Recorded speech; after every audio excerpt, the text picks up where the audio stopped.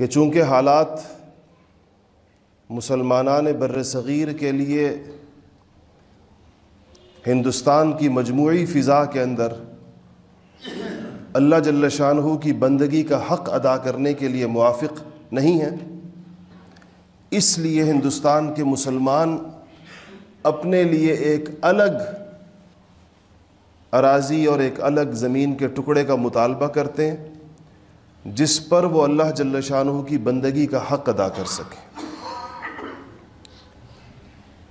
اس بات کی بنیاد پر،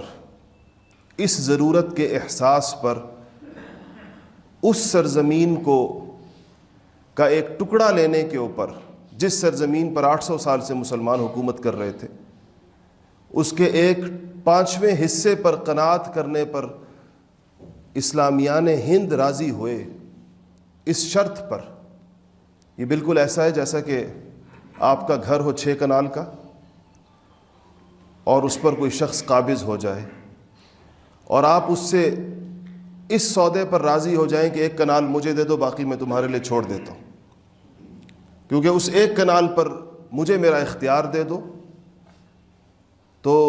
ہمارا تقسیم ہند کے اوپر مسلمانان بر صغیر کا راضی ہونا ایسے ہی تھا۔ انگریز اس خطے میں آیا تھا اور بہادر شاہ ظفر کو معزول کر کے مسلمانوں سے حکومت لی تھی، اور جاتے ہوئے اس نے یہ طے کیا کہ یہ ملک تقسیم ہوگا، 5واں حصہ مسلمانوں کو دیا جائے گا، اور مسلمانوں کو دیا جانے والے حصے کی جغرافیائی تقسیم ایسے ہوگی کہ آدھا پاکستان ایک طرف ہوگا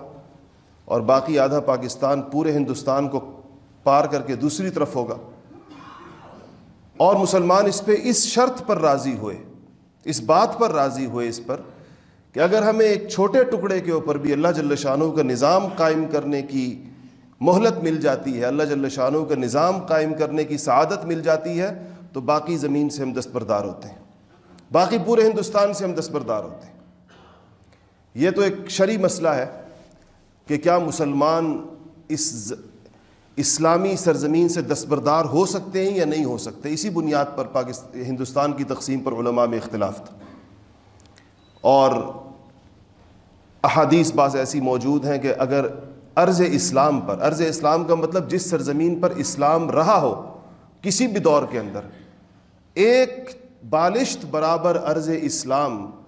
اسلام کے قبضے میں آنے کے بعد اگر دوبارہ کفر کے قبضے کے اندر جاتی ہے تو مسلمانوں کے اوپر جہاد فرض ہو جاتا ہے اپنی اس سرزمین کو آزاد کرانے کے لیے۔ اسی وجہ سے ہندوستان کے بر صغیر کے بہت بڑے بڑے نام اور بعض بہت بڑے بڑے علماء تقسیم ہند کے قائل نہیں تھے اور اس پہ راضی نہیں تھے۔ وہ ایک اجتہادی اختلاف تھا، اگرچہ ان حضرات کے سرخیل یا ہندوستان کو متحد رکھنے کی سب سے بڑی جو شخصیت شیخ الاسلام شیخ العرب والعجم حضرت مولانا سید حسین احمد صاحب مدنی رحمۃ اللہ علیہ، وہ تقسیم ہند کے قائل نہیں تھے، لیکن جب پاکستان بن گیا اور ہندوستان کی تقسیم ہو گئی تو انہوں نے اپنا وہ شہرہ آفاق جملہ کہا کہ مسجد جب تک بنی نہ ہو اس وقت تک اختلاف ہو سکتا ہے کہ مسجد یہاں بنے یا نہ بنے، لیکن جب مسجد بن جائے تو روئے زمین کے تمام مسلمانوں کے اوپر اس کی حفاظت فرض ہو جاتی ہے۔ جمال الوجود بذكر الإله وتصفو الحياة بنور هدى، جمال الوجود بذكر الإله وتصفو الحياة بنور هدى،